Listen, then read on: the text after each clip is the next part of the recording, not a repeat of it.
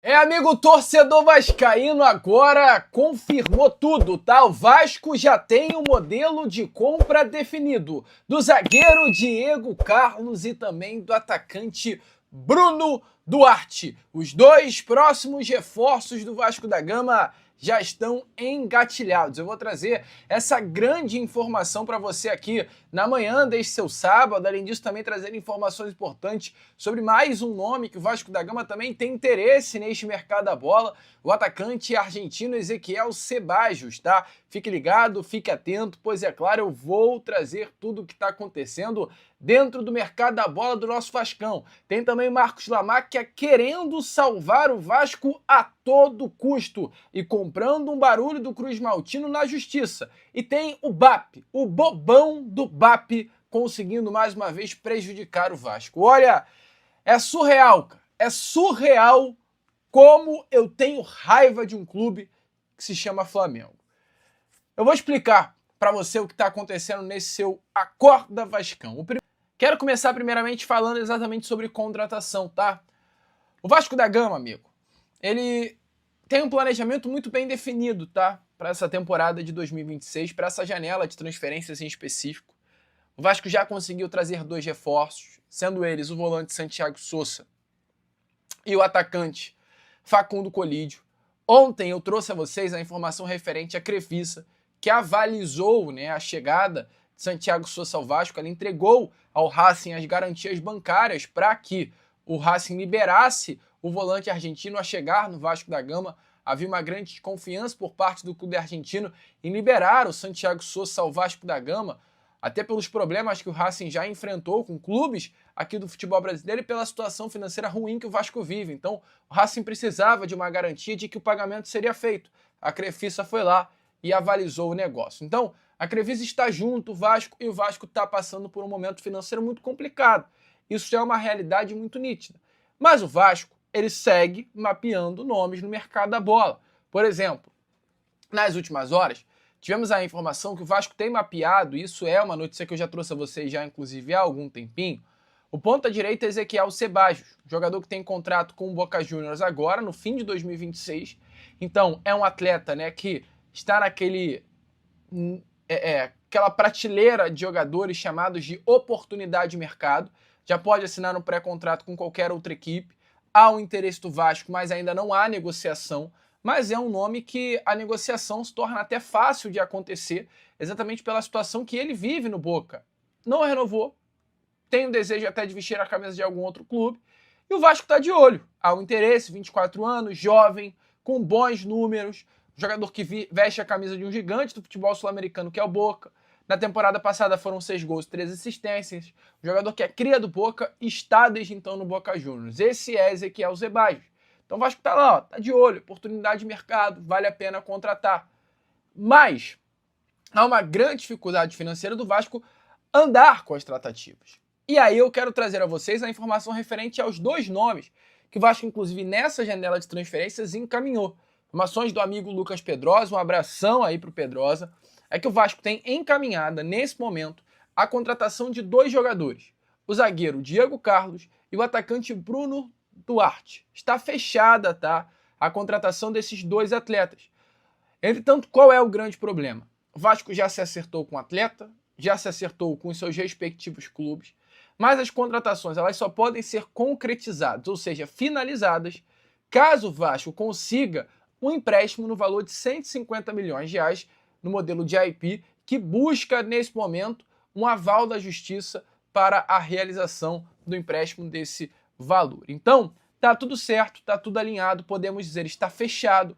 O Vasco já tem, né, encaminhada a contratação desses 2 jogadores, mas não consegue fechar o negócio, porque para fechar a contratação desses 2 atletas, precisa dos 150 milhões de reais. É um problema hoje que o Vasco da Gama vive.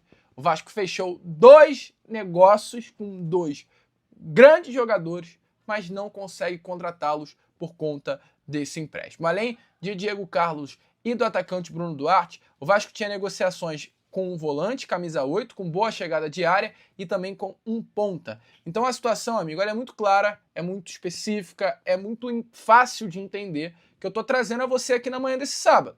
o Vasco negocia com jogadores, o Vasco tem 2 atletas fechados, com negociações muito bem encaminhadas, mas não consegue assinar o contrato, pois não tem dinheiro e precisa dos 150 milhões de reais desse empréstimo no modelo de IP para fechar o negócio. Sem o empréstimo, o Vasco, amigo, é muito real a situação, é muito clara que eu trago a vocês. O Vasco da Gama corre sérios riscos de não ter mais contratações nessa janela de transferências. O único dinheiro que o Vasco tem em caixa, e há pouco, o Vasco da Gama estará utilizando para pagamento de salários e outras obrigações. Então, a situação é essa. Hoje, o Vasco precisa dos 150 milhões de reais para fechar com esses 2 jogadores citados. Está tudo certo, está tudo encaminhado, mas falta a grana. O Vasco tinha, sim, uma certeza, uma convicção de que conseguiria esse dinheiro. Infelizmente, a Justiça do Rio de Janeiro travou esse empréstimo no valor de 150 milhões de reais. O Vasco, inclusive, chegou até a recorrer uma decisão inicial da Simone Chevran, mas a Justiça entendeu que ainda é necessário uma auditoria antes de autorizar o empréstimo. A auditoria ela é realizada entre o prazo de 15 a 30 dias. A janela de transferência fecha dia 10 de setembro, então não há tempo hábil para ter a auditoria e o Vasco receber o empréstimo. O Vasco precisa receber esse empréstimo com uma grande urgência, amigo torcedor Cruz Maltino. Então, a juíza tem os pontos dela para negar, esse empréstimo ao Vasco da Gama, mas com os 150 milhões de reais bloqueados, o Vasco considera aí o dinheiro muito importante, inclusive para pagar as obrigações que há hoje, inclusive contratações de reforços, como eu trouxe a vocês na janela de transferências, vem um grande problema. E toda essa situação, amigo torcedor Cruz Maltino, ela vem trazendo um sentimento ruim dentro do Vasco. Por quê? Uma informação obtida até através de uma grande apuração dos amigos Cauê Rodrigues e Gustavo Tutinha, do Colina 1927, traz a notícia que na quinta-feira, ou seja, anteontem, representante do Vasco da Gama, da administração judicial, do Watchdog, do Gatekeeper, da Almirante Participações, empresa fundada por Marcos Lamarca e ligada ao empresário, participaram de uma reunião para discutir a situação financeira das recuperandas, o novo DIP, ou seja, esse empréstimo no valor de 150 milhões de reais, e o procedimento competitivo da UPI Equity, ou seja, a abertura do processo de compra e venda do Vasco da Gama. Nessa reunião, representantes de Marcos Lamarca que estiveram presentes, eles simplesmente se comprometeram a antecipar os recursos correspondentes às obrigações da recuperação judicial prevista para os próximos 2 anos. O Vasco tem uma obrigação mensal de pagar os seus credores. Os representantes de Marcos Lamarca na reunião com a administração judicial, com o Watchdog, com o representante do Vasco, os representantes do Marcos Lamarca viraram e falaram: eu me comprometo, representando o Marcos, a pagar de forma antecipada o valor da recuperação judicial de 2 anos. Gente, uma notícia espetacular. As garantias financeiras foram apresentadas. Na prática, o compromisso permite antecipar aos credores os valores referentes às parcelas da recuperação que venceriam nesse período, o que reduz muito a pressão do Vasco no mercado e a incerteza sobre o pagamento das obrigações que o Vasco tem com esses credores. E esse compromisso seria também um dos pontos que o próprio Vasco da Gama e os demais envolvidos pretendiam apresentar à juíza, que rejeitou esse empréstimo. No caso de juíza, não tem problema não, aqui a gente trabalha sério. A gente está colocando à disposição até para antecipar os valores da recuperação judicial. Libera o empréstimo, vamos abrir logo esse processo competitivo para fechar a venda. Então, amigo, toda essa postura da juíza Simone Chevran, ela causou uma estranheza grande, tanto ao Vasco quanto também ao próprio Marcos Lamarca. Algo que causou estranheza, tá? Estranheza não apenas ao lado do Vasco, ao do investidor, mas também ao lado do Watchdog, do Gatekeeper, que foram 2 profissionais contratados pela própria justiça para estarem de olho no Vasco. Resumo, ninguém está entendendo a postura da juíza em rejeitar o empréstimo e não estar abrindo esse processo de compra e venda do Vasco. Tá todo mundo achando muito estranho a postura da juíza nessa situação. É tenso, amigo. É difícil, cara. É aquilo, é contra tudo e contra todos. É contra o judiciário, é contra os rivais, é contra a arbitragem. É difícil torcer para o Clube de Regatas Vasco da Gama. Mas o Marcos, ele quer salvar o Vasco. E para salvar o Vasco, até colocar dinheiro pra caramba na mesa. antecipar 2 anos da recuperação judicial, ele está disposto. E é muito legal ver essa atitude de Marcos Lamarck. Coisa boa. E a justiça rejeitando, né, o Vasco de pedir 150 milhões de reais, é a mesma justiça que nega o pedido de urgência do Vasco para jogar contra o Vitória no Maracanã. A Justiça do Rio de Janeiro negou o pedido de tutela de urgência feito pelo Vasco para realizar a partida nessa próxima quarta-feira contra o Vitória pelo jogo de ida das quartas de final da Copa do Brasil no estádio Jornalista Mário Filho. A decisão mantém a negativa da concessionária responsável pelo estádio, formada pela dupla Fla-Flu. A decisão é referente apenas, é importante trazer ao pedido de tutela de urgência. A discussão, sobre o direito do Vasco de usar o Maracanã ainda não representa o fim do processo, até porque o Vasco pode recorrer da decisão. Então, gente, é completamente surreal. Até o momento, o Vasco da Gama segue com a negativa do consórcio. A justiça ainda não deu a resposta final, mas o pedido inicial do Vasco, né, foi feito à justiça. O Vasco queria que a decisão saísse em tom de urgência, até porque o jogo já é na próxima quarta, o Vasco precisa liberar a venda de ingressos, mas a justiça rejeitou esse pedido de urgência para dar, né, uma decisão final a toda essa situação. O Vasco ainda aguarda a resposta se o Maracanã será ou não liberado, mas o Vasco quer correr porque precisa de tempo, cara. E é um problema, cara. Gente, é surreal o que o BAP, o que o presidente do Flamengo, do Fluminense, que eu não quero nem saber o nome desse rapaz, estão fazendo com relação ao Vasco da Gama. Gente, é absurdo mesmo o Vasco não ter o direito de jogar no Maracanã, sendo que estava lá em contrato, que o Vasco tem assim, está permitido do Vasco da Gama utilizar 4 datas por ano no Maracanã. É surreal, é contra tudo e contra todos, e até a justificativa de gramado foi dada. Olá, torcedor vascaíno, estou chegando aqui nesse nosso acorda semanal, para a gente bater aquele papo, e 2 jogos importantíssimos do Vasco. Um aconteceu na quinta-feira, em que o Vasco conseguiu a classificação para a Copa Sul-Americana, um resultado muito bom do Vasco. Na transmissão, inclusive, falou que em 17 jogos, lá no Defensores del Chaco, o Olímpia só havia perdido um, para o Libertad por 1-0. E o Vasco foi lá e meteu 4-1. Então, um resultado muito bom, classificou o Vasco para a próxima fase, para as quartas de final da Copa Sul-Americana, que o Vasco não conseguia uma façanha dessa há muitos anos, há mais de 10 anos, 14 anos. Então foi um resultado muito importante. Além disso, a importância, a meu ver, ainda maior, é dar um pouco mais de confiança a esse grupo, né? Um pouco mais de confiança à comissão técnica e ao próprio torcedor, né, que estava muito descrente, via o Vasco até se apresentar bem, mas perdeu os jogos.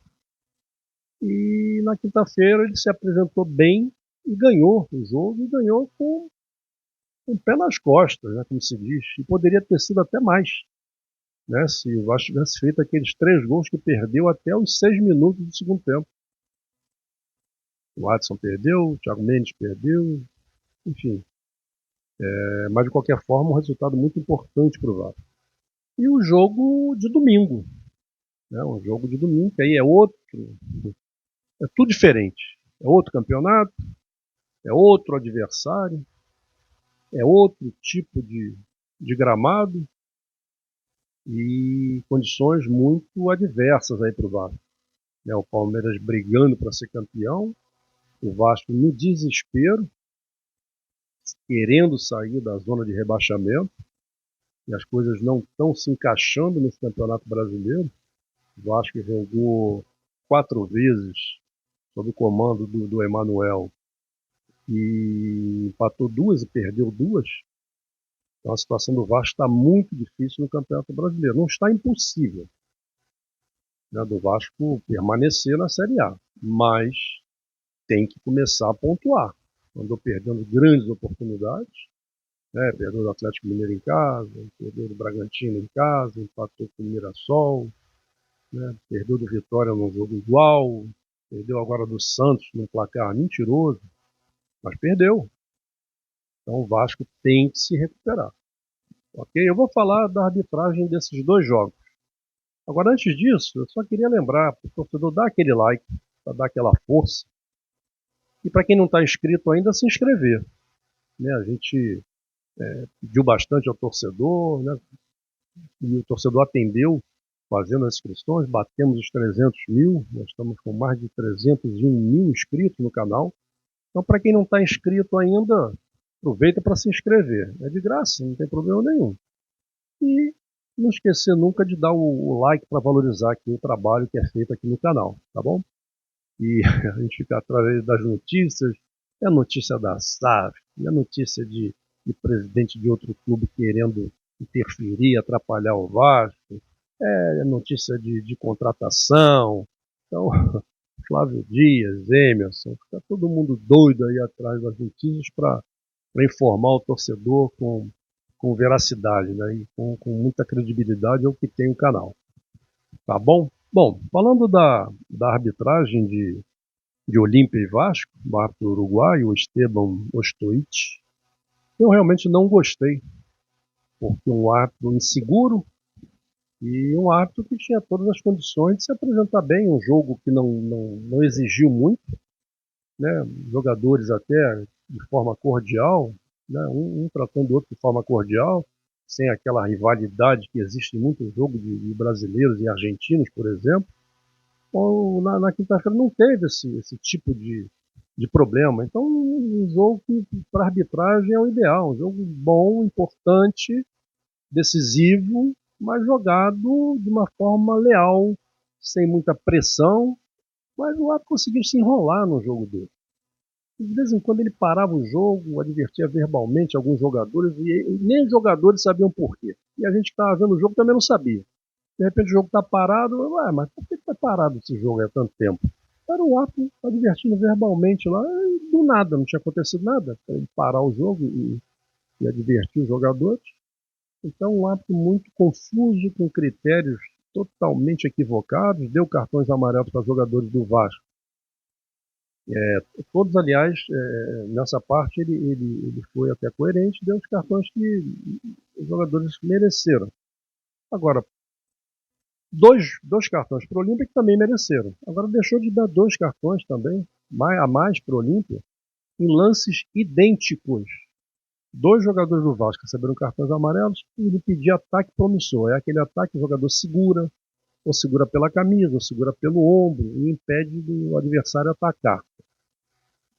E 2 lances feitos por jogadores do Olímpia exatamente iguais. Teve um que foi assintoso, agarrou pela camisa, podia até não ser um ataque promissor, estava longe ainda, estava lá na intermediária do Vasco. Mas de qualquer maneira, foi uma atitude antidesportiva. Segurou a camisa e por pouco não rasgou a camisa do jogador do Vasco. E ele nada, não deu. Então, assim, que tese estranhas. Agora, o pior de tudo foi aos 30 do segundo tempo, o Vasco vencia por 3-1. Uma bola na área, o Léo Jardim saiu, ia pegar a bola, ia defender. E o atacante do Olímpia, ele ainda dá uma olhadinha assim, meio de rabo de olho assim, pro Léo Jardim, e vai em cima do Léo Jardim. Lógico que o Léo Jardim também foi, porque o Léo Jardim, o objetivo do Léo Jardim era a bola. Mas o objetivo do jogador do Olímpia não era só a bola, era a bola e o Léo Jardim. Isso ficou muito claro. E o árbitro estava muito próximo à jogada. Então não tinha como ele se equivocar e consignar o gol. Ele apontou de imediato, ele apontou para o meio do campo. E aí fez aquele sinal, né, que os jogadores se chocaram no ar, como se fosse um acidente de trabalho. Faz parte, contato físico faz parte. Só que não foi simplesmente um contato físico. Foi um contato físico, mas provocado pelo atacante do Olímpia. Quando eu vi o lance, ele falta no Léo Jardim. Quando eu vi ele apontar no meio do campo, dando gol, eu falei, tá maluca, que isso? Pô, não existe isso. Agora, a sorte é que o VAR, o Antônio Garcia, ele chamou. Ele sugeriu a revisão, o árbitro foi lá no monitor e, evidentemente, vendo as imagens muito claras, mas ele deveria ter visto no campo de jogo porque ele estava próximo. Uma jogada fácil de decidir. E ele se enrolou. Então, assim, um árbitro que tem mais de 10 anos como árbitro internacional, né? Já apitou final de Sul-Americana, já apitou final de Copa América. Ele não tinha o direito de cometer um erro tão grosseiro. Então, realmente não gostei da arbitragem do uruguaio Esteban Ostoich. Agora, sobre a arbitragem de Palmeiras e Vasco, eu tenho também uma certa preocupação. Por quê? Porque o árbitro vai ser o Braulio Machado. O Braulio ele já teve uma época, né, uma fase, em que ele foi árbitro FIFA. Ele foi árbitro FIFA de 2019 até 2024. E aí ele teve uma queda muito grande, uma fase muito ruim, foi muito mal, e acabou perdendo o escudo da FIFA a partir de 2025. E isso realmente afetou, né, a parte mental dele, lógico. Qualquer um ficaria triste, porque é uma situação tão difícil você chegar a ser árbitro FIFA e aí você perde o escudo. Então realmente é uma situação muito ruim. E isso aconteceu com o Braulio. Então, por exemplo, em 2025, ele só fez 3 jogos do campeonato da Série A. Ele apitou muito a Série B. Esse ano, a mesma coisa. Também, até agora, só fez 3 jogos da Série A. Não fez Palmeiras nem Vasco. E apitou 9 jogos da Série B. Então, é um árbitro que ele não está vindo assim de uma campanha, né, vamos chamar assim, totalmente positiva, né? Porque 3 jogos só da Série A, né? Tem árbitros aí que já está com 12, 15, ele está com 3. Então, um árbitro que, em se tratando de um jogo desse tipo, né, o Palmeiras vem de uma derrota, o Vasco vem de uma derrota, o Palmeiras brigando pelo título, viu o Flamengo se aproximar muito, e o Vasco querendo sair dessa zona de rebaixamento, sair do Z4. Então, um jogo que tem um componente aí mental, um componente muito, né, de muita pressão, e o Palmeiras jogando em casa pressiona mesmo, a comissão técnica do Palmeiras pressiona muito, o treinador do Vasco é mais tranquilo. Agora, a comissão técnica do Palmeiras, especialmente seu treinador, pressionam muito. Reclamam até de arremesso lateral lá no meio do campo. Então tem que ser o Braulio vai ter que ter muito pulso, muita determinação, muita personalidade para controlar esse jogo. Não só os jogadores, mas nesse caso eu entendo até que os jogadores terão um controle menos difícil. Para mim o pior é fora do campo. É treinador que chuta o microfone das TVs, pinta e borda. Então o Braulio vai ter que mostrar sua autoridade nesse jogo. Eu fico preocupado porque é um árbitro que não vem atuando na Série A com frequência, a ponto de estarmos na 23ª rodada, vamos para a 24ª, e ele só apitou 3 jogos. Eu entendo que a comissão de arbitragem deveria ter escalado, ter tido mais cuidado pela situação dos 2 clubes na tabela, deveria ter tido mais cuidado e escalado um árbitro que vem com mais jogos na Série A, vem com mais frequência no campeonato da Série A.